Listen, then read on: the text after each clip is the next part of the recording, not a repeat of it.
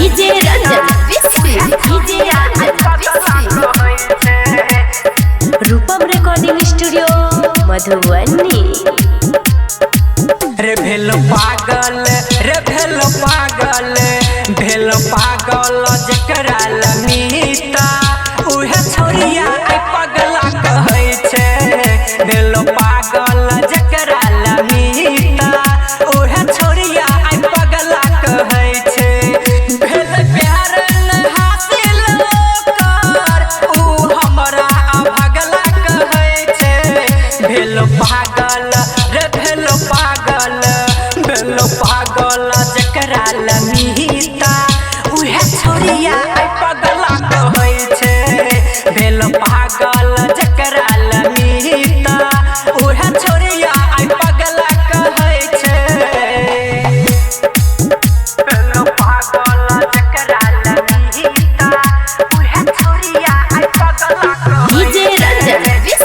DJ Ranjan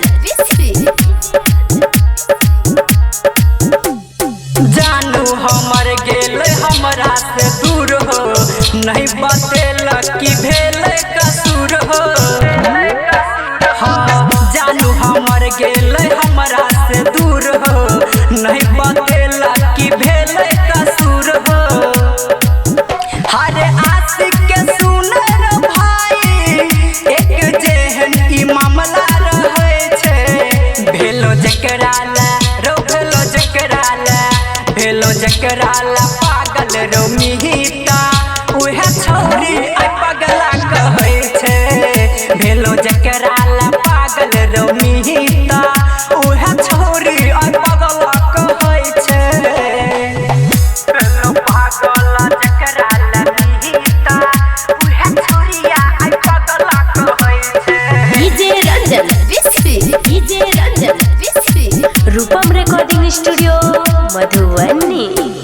प्यारे लाल के दिल के जखम हो उस तरह हंसै छै कानै छी हम हो।